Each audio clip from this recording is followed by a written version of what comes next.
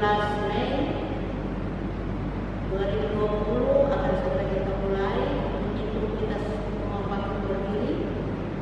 Kita nyanyikan dari Kidung Jemaat nomor 12 ayat yang pertama.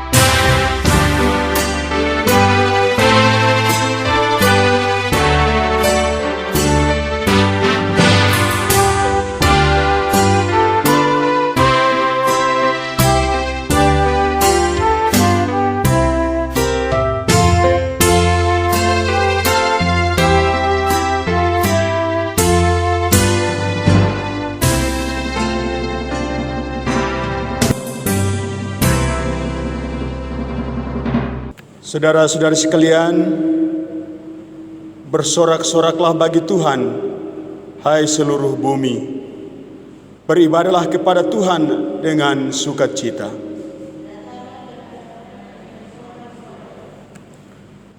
Dalam nama Allah, Bapa dan Anak dan Roh Kudus. Amin. Tuhan menyertai saudara-saudari sekalian.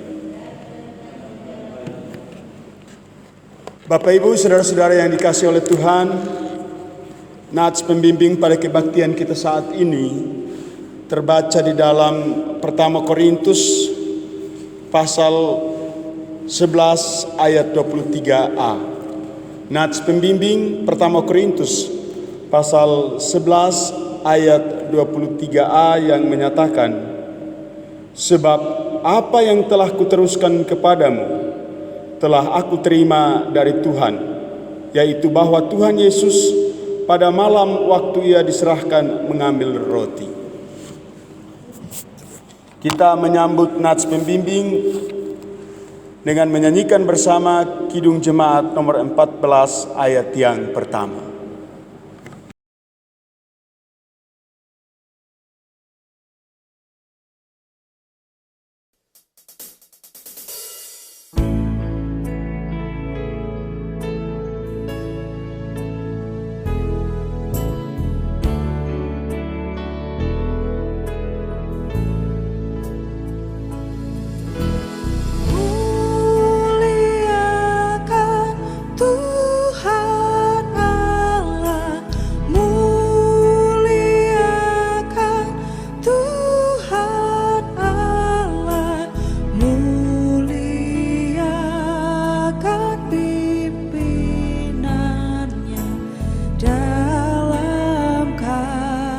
kasih sayangnya.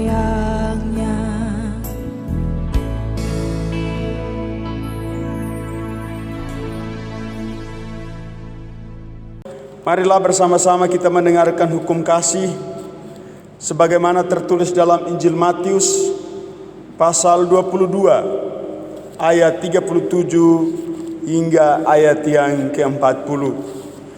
Hukum kasih Injil Matius pasal 22 ayat 37 hingga ayat yang ke-40 yang menyatakan, jawab Yesus kepadanya, kasihilah Tuhan Allahmu dengan segenap hatimu dan dengan segenap jiwamu dan dengan segenap akal budimu.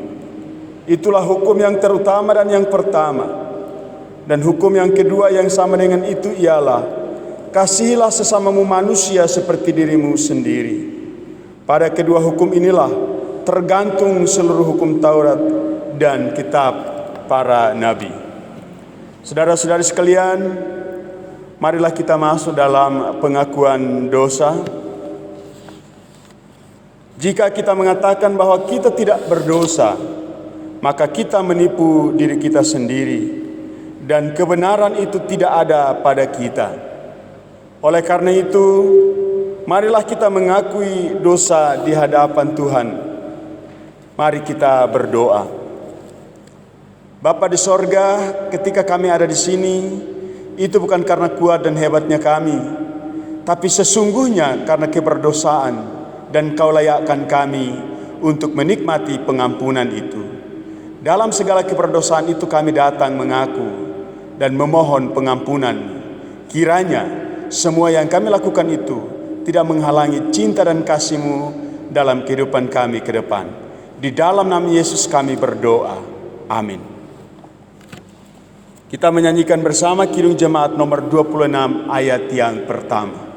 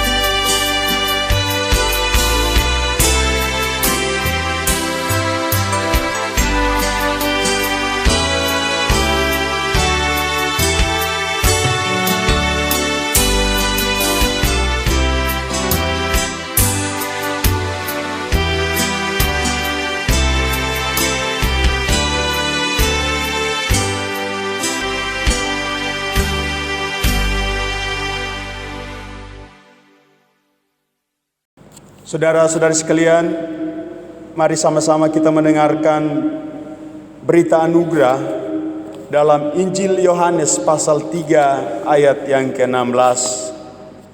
Injil Yohanes pasal 3 ayat yang ke-16 yang menyatakan, karena begitu besar kasih Allah akan dunia ini, sehingga Ia telah mengaruniakan anaknya yang tunggal, supaya setiap orang yang percaya kepadanya tidak binasa, melainkan beroleh hidup yang kekal. Kidung Jemaat nomor 64 ayat yang pertama.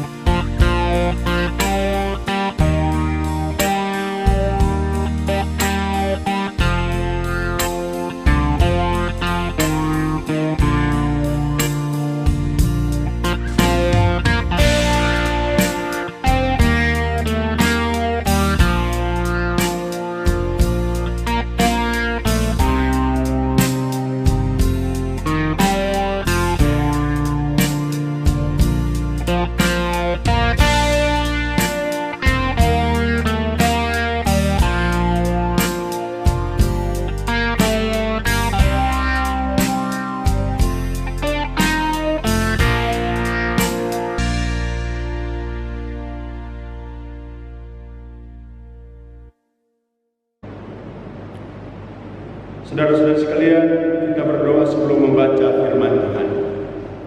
Bapa di sorga, terpujilah nama-Mu. Di tengah-tengah kegelisahan dunia oleh karena virus corona ini, kami bersyukur kami akan dilawat oleh firman kebenaran-Mu sebagai penguatan dalam hidup kami. Kami mau belajar untuk memaknai panggilan kami berdasarkan firman. Di dalam nama Yesus Firman yang hidup, kami berdoa. Amin. Bacaan kita pada hari ini yang terdapat dalam 1 Korintus 11 ayatnya yang ke-17 hingga ayatnya yang ke-23. Dalam peraturan-peraturan yang berikut, aku tidak dapat memuji kamu, sebab pertemuan-pertemuan tidak mendatangkan kebaikan, tetapi mendatangkan keburukan. Sebab pertama-tama aku mendengar bahwa apabila kamu berkumpul sebagai jemaat, ada yang perpecahan di antara kamu, dan hal itu sedikit banyak aku percaya, sebab di antara kamu harus ada perpecahan, supaya nyata nanti siapakah di antara kamu yang tak uji.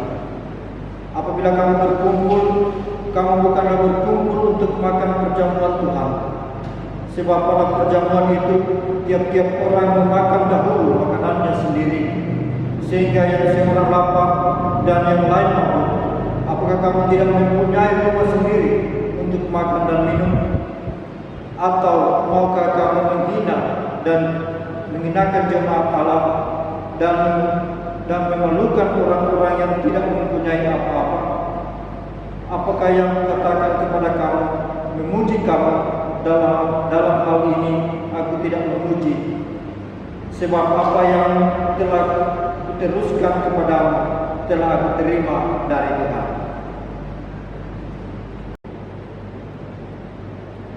Berbahagialah orang yang mendengarkan firman Tuhan dan memeliharanya dalam hidupnya setiap hari. Haleluya.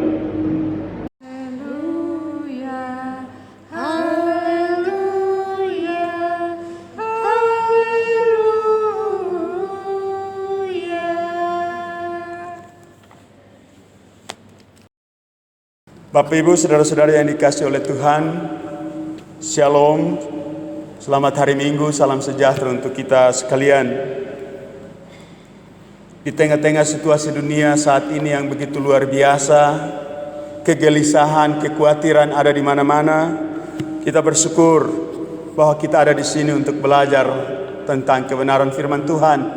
Dan juga, walaupun di rumah kita masing-masing, firman Tuhan selalu datang menyapa kita dimanapun kita berada. Dan hari ini kita belajar dari pertama Korintus pasal 11 ayat 17 sampai ayat yang ke-23. Saudara-saudari sekalian, setiap daerah atau tempat memiliki etika ketika menikmati makan, terutama dalam acara-acara pesta adat, resepsi pernikahan, maupun jamuan-jamuan kasih lainnya. Di daerah tertentu, tamu-tamu khusus yang sering diberi kesempatan untuk menikmati makanan terlebih dahulu. Sementara di daerah lain, laki-laki yang diberi kesempatan lebih dahulu. Begitu juga di tempat yang lain, ada perempuan dan anak-anak yang diprioritaskan. Ini disebut sebagai kebiasaan atau tradisi yang melekat dalam setiap daerah. Karena itu, jika ada orang yang baru datang ke daerah tertentu yang menerapkan tradisi dengan ketat, maka orang itu akan merasa aneh. Tetapi bagi mereka yang menjalani semuanya, akan menjalani dengan sungguh-sungguh. Saudara-saudari sekalian, ketika saya masih usia SD, orang tua saya mengajarkan agar saat makan tidak boleh pangku kaki atau makan sambil cerita. Ada begitu banyak nasihat yang disampaikan oleh orang tua terkait dengan penghormatan dan penghargaan ketika kita menikmati jamuan itu. Ternyata jika tradisi ini tidak diketahui secara baik, akan mendatangkan persoalan, baik bagi orang yang belum mengetahui tradisi tersebut maupun bagi mereka yang sudah mengetahui tradisi tersebut. Bagi mereka yang memiliki tradisi itu akan merasa tersinggung bahwa tradisi itu tidak dihargai. Bagi orang lain itu biasa-biasa saja. Jika hal seperti ini terjadi, maka masalahnya mudah diatasi. Bagi yang belum tahu tradisi itu, dia diberitahu pasti akan mengikuti. Tetapi bagi mereka yang diberitahu berulang-ulang tetapi masih membangkang atau tidak mengikuti tradisi itu, maka itulah yang menjadi persoalan. Saya masih ingat ada seorang teman yang menyatakan tipe manusia bodoh dan pintar itu berbeda. Bagi orang yang bodoh sekali, ketika diberitahu satu kali dia akan tahu apa yang mestinya dia lakukan.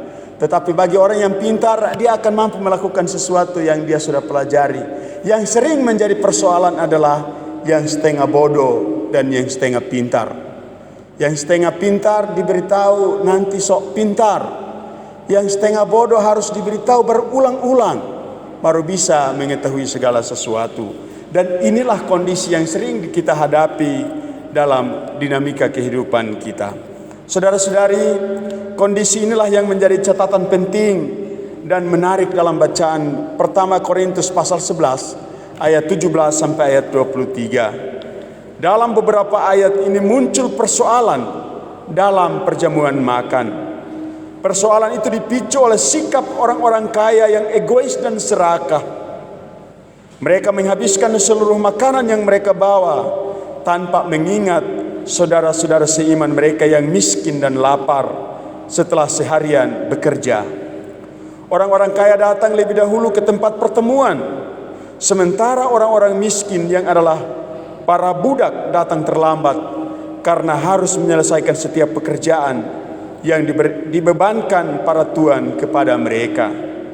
Sikap ini menghadirkan ketidakpedulian dari orang-orang kaya terhadap orang-orang miskin.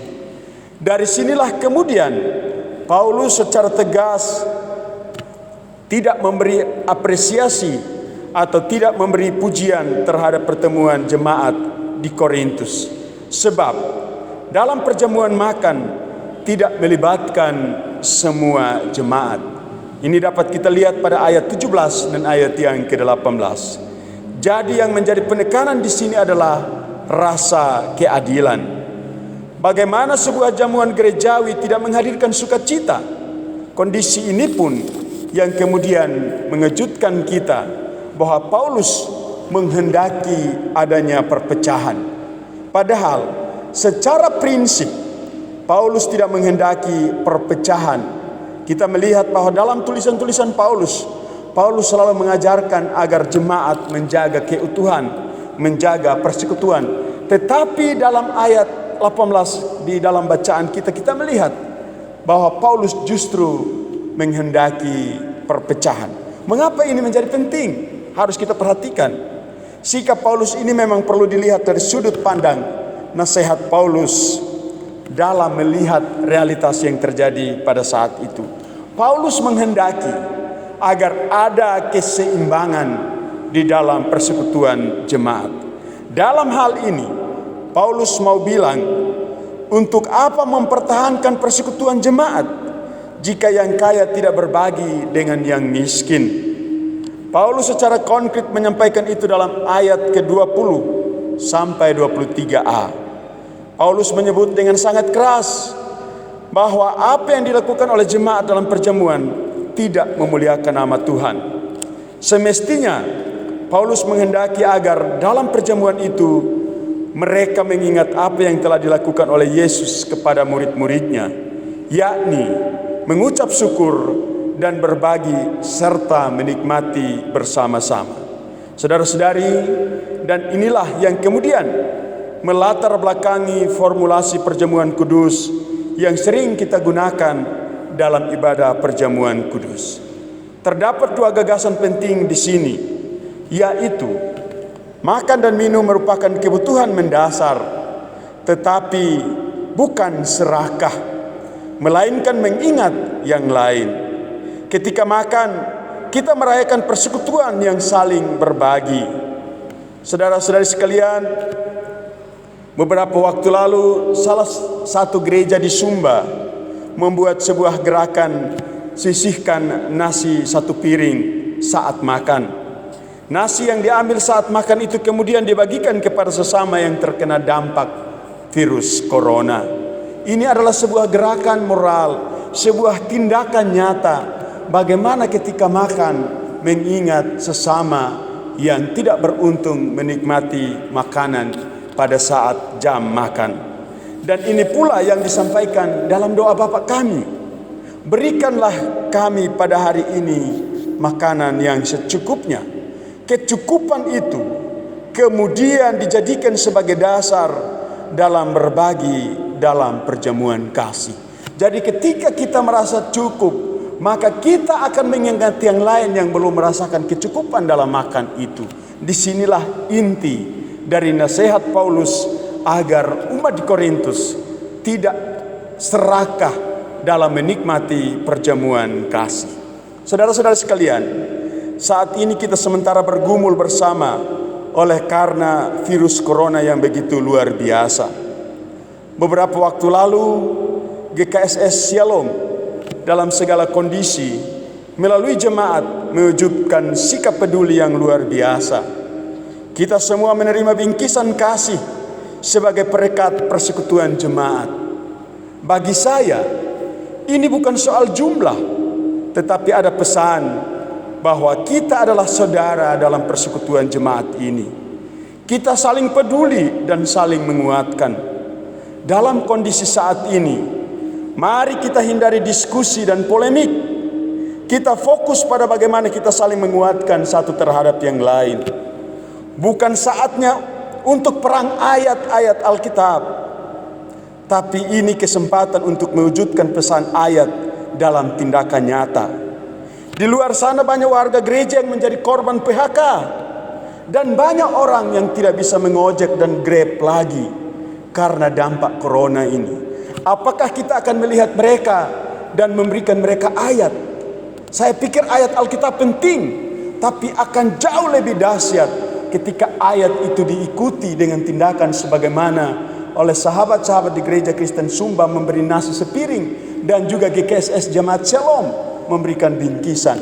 Itu tanda berbagi, perjamuan, bagaimana kita mengelola persekutuan yang kecil itu menjadi sebuah kekuatan yang besar.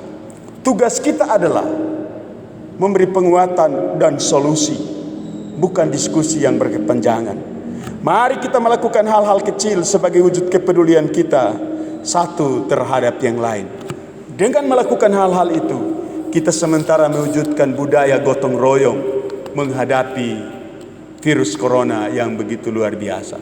Tuhan memberkati kita sekalian. Amin.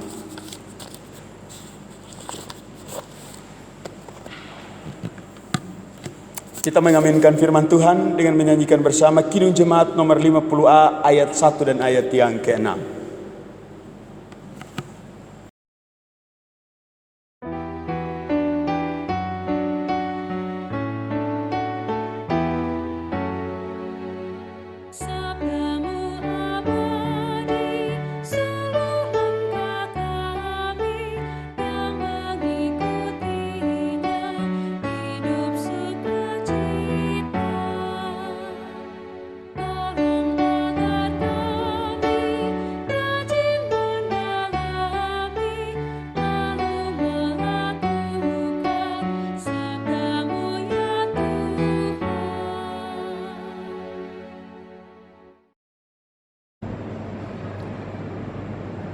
Jemaat Tuhan, mari bersama-sama kita mengucapkan pengakuan iman rasuli.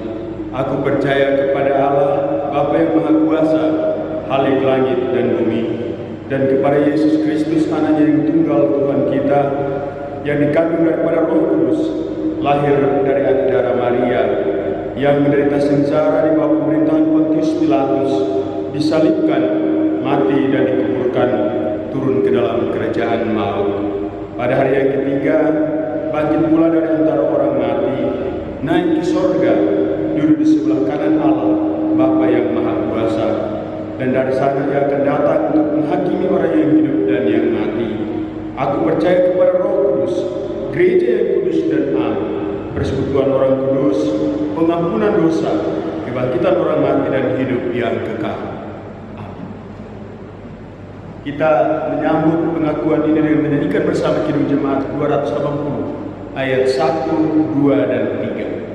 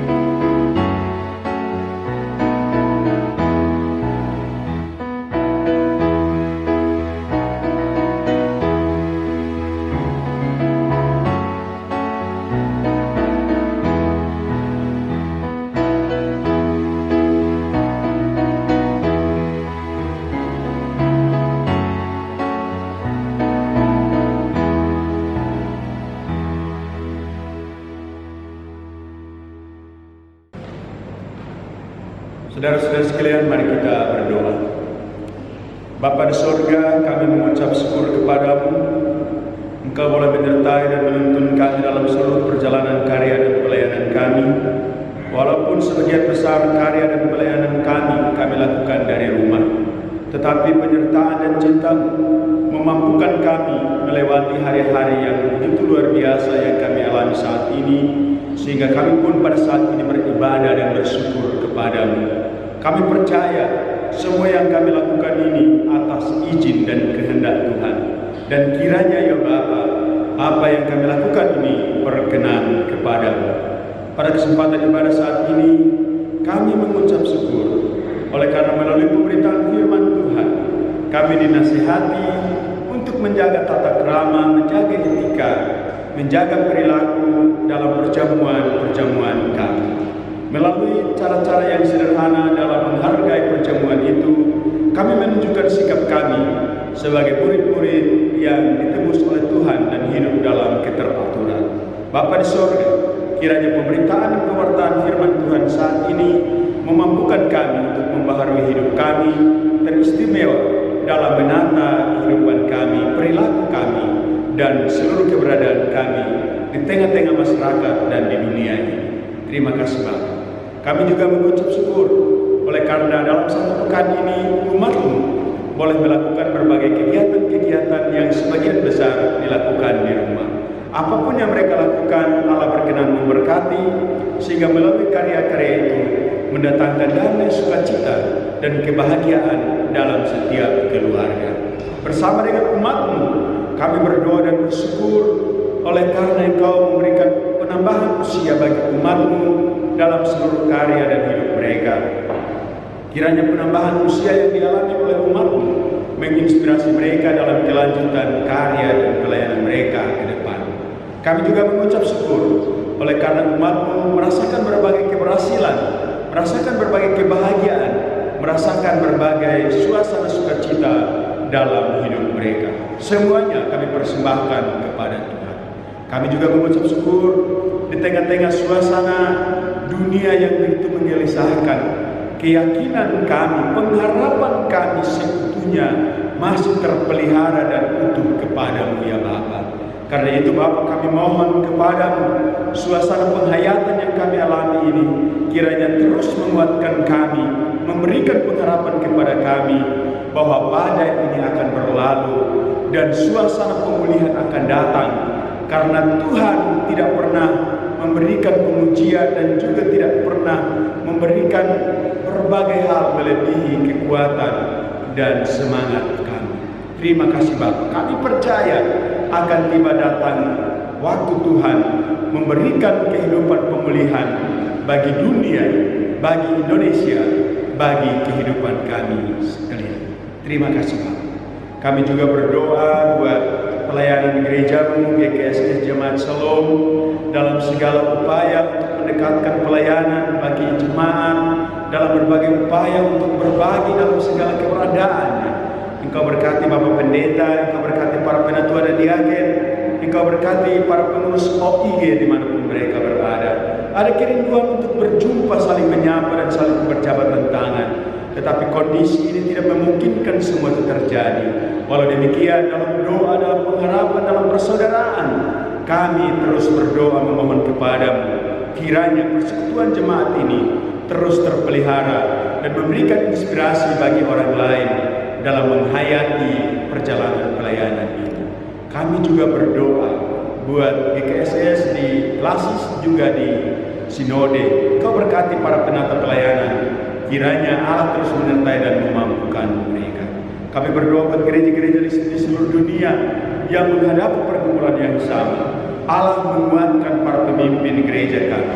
Allah menguatkan para hamba-hamba Tuhan agar mereka saling menopang satu terhadap yang lain, bukan saling mencela satu terhadap yang lain. Kiranya melalui kerjasama, melalui saling topang menopang itu, kami bergotong royong bersama-sama menghadapi tantangan dunia yang begitu luar biasa. Kami berdoa buat bangsa dan negara kami dalam berbagai upaya untuk memutus rantai penyebaran COVID-19. Ada berbagai cara, ada berbagai upaya, ada berbagai kegiatan yang dilakukan. Allah berkenan memberkati para pemimpin, mulai dari pusat sampai di daerah, secara khusus Sulawesi Selatan, Kota Makassar, lingkungan di mana kami berada. Allah berikan kekuatan kepada para pemimpin kami agar semuanya boleh tertata dengan baik. Kami juga berdoa buat masyarakat, berikan kepatuhan, berikan hikmat agar mendengarkan apa yang dinasihatkan oleh para pejabat, para pemerintah, sehingga kami boleh bersama-sama bergotong royong memutus rantai penyebaran COVID-19. Kami juga mengucap syukur semua yang terlibat dalam pelayanan ini. Allah berkenan memberkati para penatua dan diaken, anak-anak muda yang begitu rindu dan antusias untuk berbagi talenta mereka melalui berbagai proses. Sejak COVID-19 menyerang gereja di berbagai tempat dan mereka bergiat untuk menghadirkan ibadah dalam bentuk kreasi, live streaming, dan juga melalui YouTube. Engkau berkati mereka agar mereka terus mengembangkan potensi dan talenta yang telah Tuhan percayakan kepada mereka. Kami berdoa buat jemaat yang sementara bertelut lutut di hadapan-Mu di rumah mereka masing-masing. Mereka datang berdoa dan memohon kepada-Mu ya Allah, dengarkan permohonan mereka. Kami menyerahkan seluruh keberadaan kami, hidup kami, kesaksian kami, pergumulan pribadi kami semua hanya ke dalam tangan kasih Tuhan. Seraya memohon ampun atas segala salah dan dosa kami. Di dalam nama Yesus yang telah mengajar kami berdoa. Bapa kami yang ada di surga, dikuduskanlah nama-Mu. Datanglah kerajaan-Mu, jadilah kehendak-Mu seperti di surga. Berikanlah kami pada hari ini makanan kami yang secukupnya. Dan janganlah membawa kami ke dalam pencobaan, tapi lepaskanlah kami daripada yang jahat. Karena Engkau lah punya kerajaan dan kuasa dan kemuliaan sampai selama-lamanya. Amin. Jemaat Tuhan, mari kita memberikan persembahan syukur sebab Allah sanggup melimpahkan segala kasih karunia kepada kami, supaya senantiasa berkecukupan di dalam segala sesuatu dan malah berkelebihan di dalam berbagai kebajikan.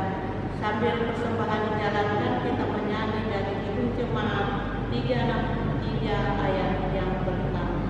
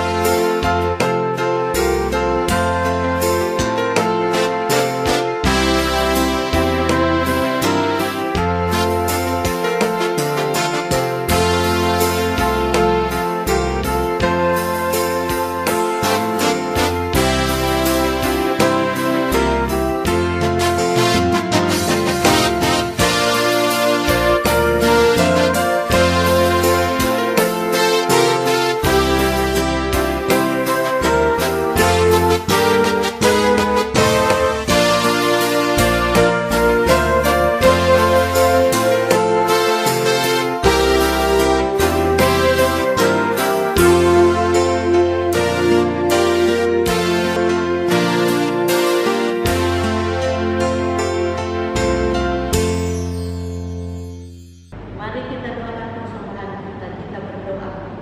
Bapa yang Maha Kasih, kami mengucap syukur kepada-Mu karena Kristus telah mengorbankan hidupnya agar kami beroleh hidup yang kekal dan hidup dalam pelimpahan jasmani dan rohani. Terimalah, kuduskanlah dan berkatilah persembahan kami supaya dapat dipakai bagi pembangunan persekutuan dan pelayanan dimanapun Tuhan kehendaki. Amin. Jemaat Tuhan, pergilah dengan sukacita dan terimalah berkat. Tuhan memberkati engkau dan melindungi engkau. Tuhan menyinari engkau dengan wajah-Nya dan memberi engkau kasih karunia.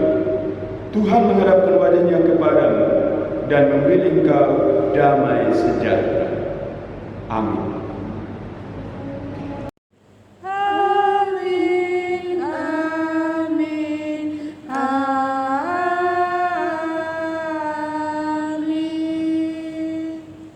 Saudara-saudara sekalian, mari berdiri. Kita menyanyikan bersama Kidung Jemaat 407 ayat yang pertama.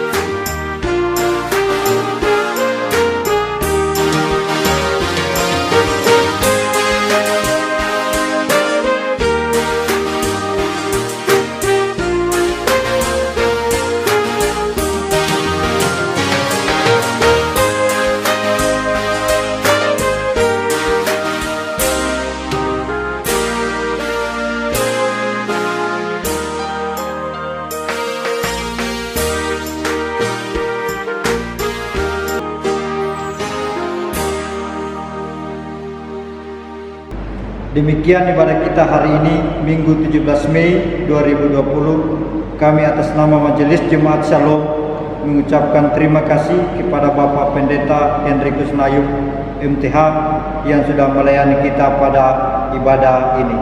Tuhan Yesus memberkati kita semua. Amin.